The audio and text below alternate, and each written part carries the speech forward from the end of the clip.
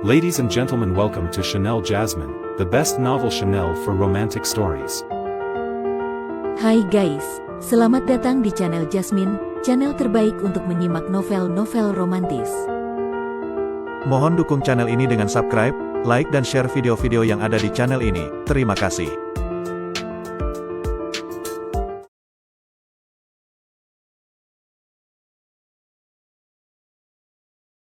Kaisar Agung Seni Bela Diri Bab 1148. Serangan pertama dari hukuman bencana guntur berasal dari kekuatan hukum unsur logam. Ketika cahaya pedang menyala menyambar, tubuh Luo Xiu tetap berdiri tegak tak tergoyahkan. Weng, roda ilahi tanpa wujud muncul di belakang kepalanya, dan dari dalam teknik dewa perubahan yang bisa menafsirkan segala hukum, Luo Xiu mengangkat tangannya. Cahaya ilahi menyala terang dari sela-sela jari-jarinya, menciptakan riak bintang yang menggelegar, lalu bertabrakan keras dengan cahaya pedang. Boom, boom, boom. 3 ledakan petir menggema berturut-turut, diikuti jatuhnya 3 petir berwarna hijau kebiruan, masing-masing mengandung hukum unsur kayu. Kekuatan kayu bisa berubah menjadi kekuatan kehidupan, namun juga dapat menjadi racun mematikan. Melayang di udara, Luo Xiu membalikkan telapak tangannya dan menghimpun cahaya ilahi yang terang di antara jari-jarinya, lalu mengubahnya menjadi cahaya dewa yang nyaris seperti cahaya abadi. Cahaya ini membentuk telapak tangan raksasa yang mengarah ke 3 petir kayu itu.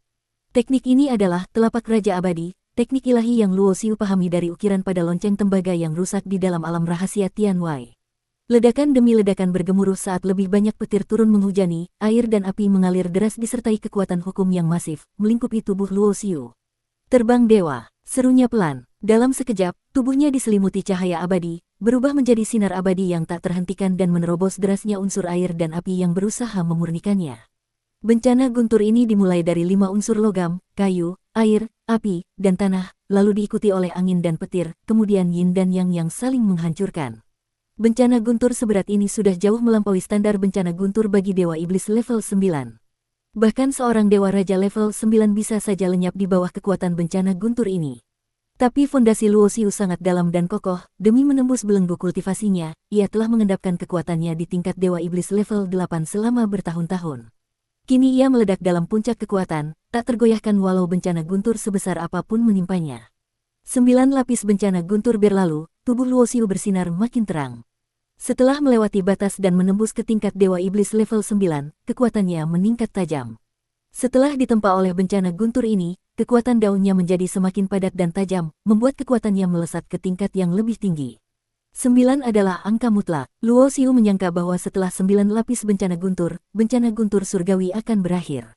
Namun ketika hatinya sedikit lengah, seberkas kilatan petir menyambar dengan kecepatan luar biasa. Ketika kesadarannya merasakannya, sudah terlambat untuk menghindar. Boom! Kecepatan yang melampaui batas membawa kekuatan menghancurkan. Dalam sekejap, tubuh Luo Xiu terpental jauh, 33 formasi pelindung yang mengelilinginya hancur serentak. Tubuhnya tertembus hingga muncul lubang berdarah besar, dan darah mengalir deras dari luka tersebut. Luo Xiu mengangkat pandangan ke langit dan melihat di antara petir yang menyilaukan, perlahan-lahan muncul bayangan sebuah kitab kuno.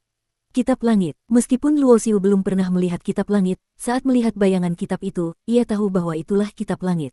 Lokasi bencana guntur ini adalah di langit bintang alam surga alam yang diciptakan oleh salah satu nenek moyang kuno, Tianzu, yang juga menguasai kitab langit dan menekuni hukum surgawi yang terkandung di dalamnya. Maka tidak aneh jika dalam hukum-hukum semesta di alam surga ini terkandung kehendak dari kitab langit sebagai harta tertinggi. Menatap dengan tajam, Luo Xiu samar-samar melihat kitab itu. Terbuka, dan di halaman yang terbuka itu, muncul karakter kuno, Xing, yang berarti, hukuman. Salah satu dari 12 hukum kitab langit jalan hukuman langit, yang mewakili sanksi dari hukum semesta. Boom! Kekuatan hukuman langit meledak, petir menyilaukan membentuk segel besar yang meluncur dengan dahsyat menghantam Luo Xiu. Kekuatan segel itu sangat kuat dan mendominasi. Pada momen ini, Luo Xiu merasakan seolah ia sedang sendirian menghadapi seluruh hukum semesta. Teknik dewa perubahan berputar, energi kehidupan mengalir deras di dalam tubuhnya, luka tembus di tubuhnya sembuh dalam sekejap dengan kecepatan yang bisa dilihat mata telanjang. Kekuatan dao mengalir, dan 33 formasi pelindung yang sempat hancur langsung terbentuk kembali. Terbang dewa, cahaya abadi kembali meledak dari tubuh Luo Xiu. Ia melesat ke langit seperti sosok dewa abadi, menciptakan sebuah mudra dari jarinya dan mengarahkannya ke arah segel hukuman langit. Sebuah tekanan luar biasa menyelimuti langit dan bumi, namun saat mudra di jarinya menyentuh segel, mudra itu hancur berkeping-keping. Cahaya abadi yang menyelimutinya juga runtuh satu persatu, dan tubuhnya terpental jauh ke belakang, memuntahkan darah. Jadi ini bencana guntur asliku. Hingga kitab langit di antara hukum semesta alam surga ikut turun menghukumku. Meski tubuhnya berlumuran darah, semangat juang Luo Xiu malah makin membara. Mata hitamnya kehilangan pupil dan berubah menjadi kehampaan murni. Cahaya ilahi sekali lagi menyelimuti tubuhnya, dan di bawah cahaya itu, semua hukum menghindar, menghilang, musnah. Semua hukum adalah kehampaan. Luo Xiu kembali melesat ke langit, kedua tangannya membawa pusaran yang terbuat dari cahaya ilahi. Segel hukuman langit ditelan ke dalam pusaran itu, dan dalam pusaran, semua hukum adalah kehampaan, kekuatan segel terus melemah, terurai satu lapis demi satu lapis. Tak lama kemudian, segel hukuman langit pun lenyap sepenuhnya, dikalahkan oleh teknik luar biasa Luo Xiu. Namun bayangan kitab langit di langit masih belum menghilang. Petir-petir baru mulai terbentuk lagi, tapi Luo Xiu tak berniat berdiam diri, tubuhnya berkedip dan langsung menerjang ke arah bayangan kitab langit. Roda ilahi tanpa wujud. Dengan suara "weng", roda ilahi tanpa wujud di belakang kepala Luo Xiu terbang keluar, yang semula hanya sebesar piringan langsung membesar begitu terkena angin, dalam sekejap berubah menjadi puluhan ribu meter.